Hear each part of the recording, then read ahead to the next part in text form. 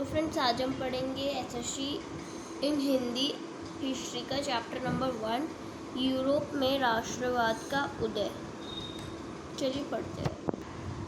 ये इसका front page, खंड का एंड ये है हमारा चैप्टर का फ्रंट पेज। चलिए स्टार्ट करते हैं। सबसे पहले हमें ये पिक्चर दी हुई है और लिखा हुआ है चित्र 1, फ्रेडरिक सूर्यो विश्वव्यापी प्रजातांत्रिक और सामाजिक गणराज्य का स्वप्न, राष्ट्रों के बीच संधि 1848। चलिए पैराग्राफ पढ़ते हैं। 1848 में एक फ्रांसीसी कलाकार फ्रेडरिक सूर्यो ने 4 चित्रों की एक श्रृंखला बनाई। इनमें उसने सपनों का एक संसार रचा जो उसके शब्दों में जनतांत्रिक और सामाजिक गणतंत्रों से मिलकर बना था। अब इसमें एमसीक्यू में क्वेश्चन आ सकता है कि जो फ्रांसीसी कलाकार फ्रेडरिक सूर्यो ने जो चित्र बनाया था उसने उसमें जिस चित्र में अपने सपनों का उसने अपने शब्दों में क्या लिखा था, उसने शब्दों में लिखा था ये कि वो चित्र किससे मिलकर बना था, जो फ्रेडरिक सूर्यो ने बनाया था, 4 चित्रों को जोड़कर। ऑप्शन दे देंगे तो इसका आंसर है जनतांत्रिक और सामाजिक गणतंत्रों। लिख लेते हैं हम। ये बनेगा यहाँ से क्वेश्चन, ये हो गया हमारा क्वेश्चन 1। इस श्रृंखला के पहले चित्र देखें, चित्र 1। ये हमारा फर्स्ट चित्र है।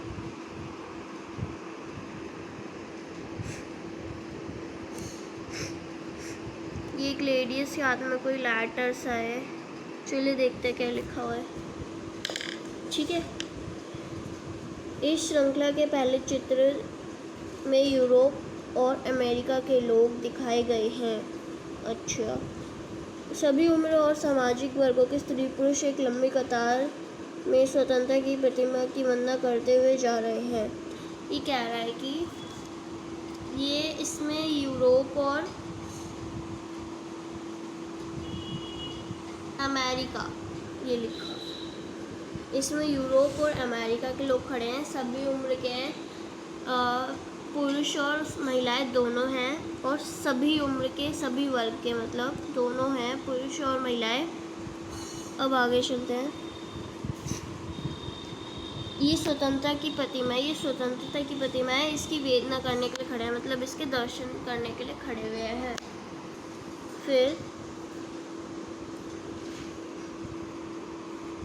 आपको याद होगा कि फ्रांसीसी क्रांति के दौरान कलाकारों स्वतंत्रता को महिला का रूप प्रदान किया था। देखो, एक जब फ्रांसीसी क्रांति हुई थी ना, तो जो कलाकार है तो उसने स्वतंत्रता का प्रदान, जो मतलब स्वतंत्रता के लिए जो प्रतीक बनाया था, वो महिला का रूप दे दिया था उसे। फिर यहाँ भी आप ज्ञानोदय की मशाल को पहचान सकते हैं, जो उसके एक हाथ में है और दूसरे हाथ में मनुष्य के अधिकारों का घोषणा पत्र। तो उसके हाथ में क्या है, एक ज्ञानोदय की मशाल है। ये ज्ञानोदय की मशाल, और ये एक पत्र है, ये अधिकारों का घोषणा पत्र ये है, और ये है ज्ञानोदय की मशाल। फिर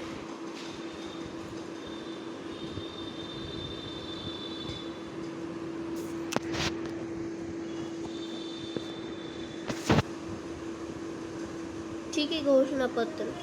प्रतिमा के सामने जमीन पर निरंकुश संस्थानों के ध्वस्त अवशेष बिखरे हुए हैं। देखो यहाँ पे कितने सारे अवशेष बिखरे हुए हैं। ये रे,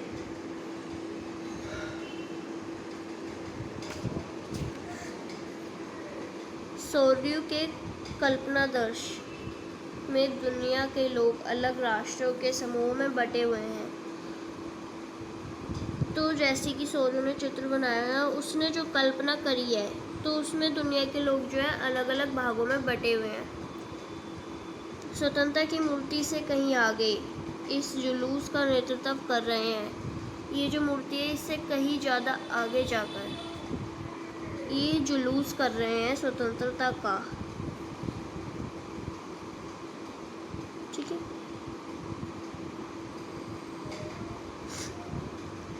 जिनकी पहचान उनके कपड़ों और राष्ट्रीय पोशाक से होती है। जैसे सब राज्यों की पहचान उनके कपड़ों से होती है, उनके पोशाक से होती है। स्वतंत्रता की मूर्ति से कहीं आगे है, वो जुलूस का नेतृत्व पर है। जुलूस का नेतृत्व मतलब जुलूस के नेतृत्व में है। संयुक्त राज्य अमेरिका और स्विट्जरलैंड जो तब तक राज्य बन चुके थे। राज्य अमेरिका और स्विट्जरलैंड तब तक राज्य बन चुके थे। फ्रांस जो क्रांतिकारी तिरंगे से पहचाना जाता है। फ्रांस शहर किस के तिरंगे से पहचाना जाता है, ये एक क्वेश्चन है।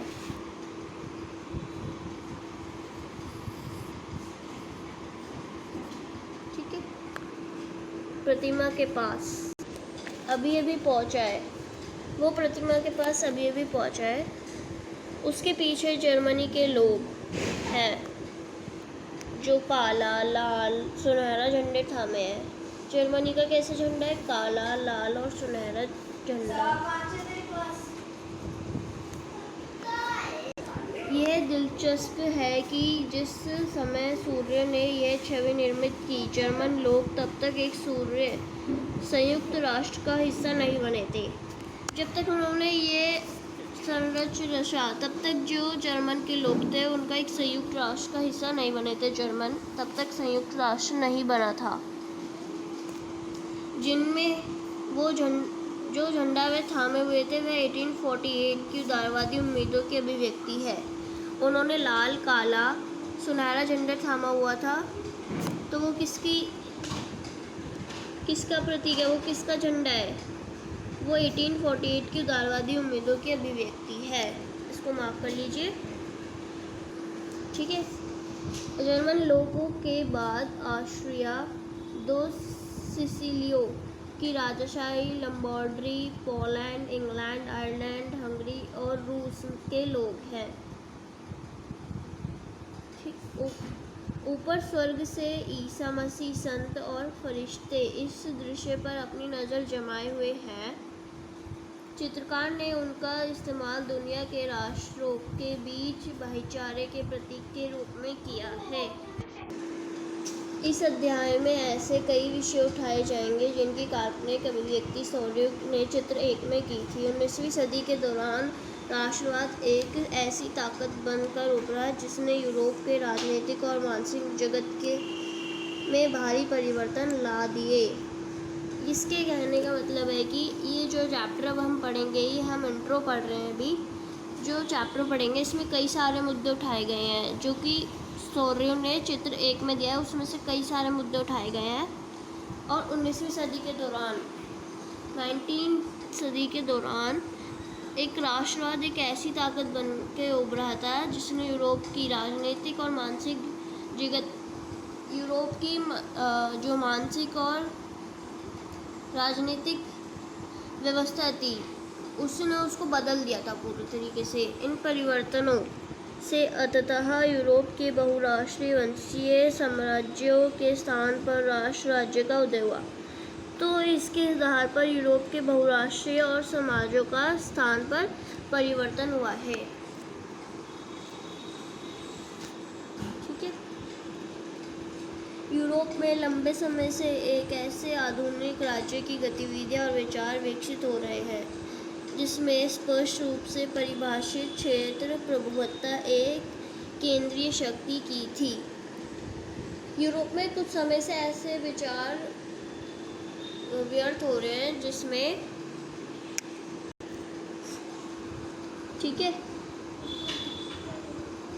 लेकिन राष्ट्र राज्य में न केवल उसके शासकों बल्कि उसके अधिकांश नागरिकों में एक साझा पहचान का भाग और साझा इतिहास या विरासत की भावना थी। वो कहना चाह रहे हैं कि राष्ट्र राज्य में केवल उसके शासकों की नहीं बल्कि जो उसके अधिकांश नागरिक थे, मतलब बचे हुए और नागरिक थे, उसमें एक साझा पहचान भी थी, एक उनकी पहचान भी थी और इसमें इतिहास की भी भावना थी। साझेपन की यह भावना अनंत काल से नहीं थी। मतलब कि ये जो साझे की भावना है ये काल से नहीं थी, अनंत काल से नहीं थी। यह संघर्षों और नेताओं तथा आम लोगों की सरगर्मियों से निर्मित हुई थी। मतलब कि ये जो व्यवस्था थी ये पुराने काल से नहीं चली आ रही थी। ये जो अब नेता और आम आदमी के लोग हैं उन्होंने ये समन्वित पैदा की। यह अध्याय उन विविध प्रक्रियाओं पर अधिकांश डालेगा जिनके तहत 19वीं सदी के यूरोप में राष्ट्र, राज्य और राष्ट्रवाद अस्तित्व में आए। इसके कहने का मतलब है कि ये अध्याय ज़्यादातर उन पे जोर डालेगा या फिर उन पे प्रकाश डालेगा जिनके तहत, मतलब जिनके अंडर 19वीं सदी के यूरोप, जो 19 का जब समय था तब के, जब यूरोप के राष्ट्र और राज्य के और राष्ट्रवाद के अस्तित्व में जो है, तो मतलब राष्ट्र, राज्य और राष्ट्रवाद के अस्तित्व में जो आए थे, उनके अंडर में जो आए थे। और ये कुछ नए शब्द हैं। जनमत संग्रह, एक प्रत्यक्ष मतदान जिसके जरिए एक क्षेत्र के सभी लोगों के एक प्रस्ताव को स्वीकार या अस्वीकार करने के लिए पूछा जाता है। ये वो चीज़ है जिसमें एक क्षेत्र में जैसे वोटिंग होती है, तो ऐसी इसमें सेम होता है कि जिसको स्वीकार है और जिसको अस्वीकार है उसके लिए इसमें पूछा जाता है। तो अभी हमारा इंट्रोडक्शन पूरा हो गया है। अब हम फर्स्ट टॉपिक पढ़ेंगे नेक्स्ट वीडियो में। तब तक के लिए टेक केयर।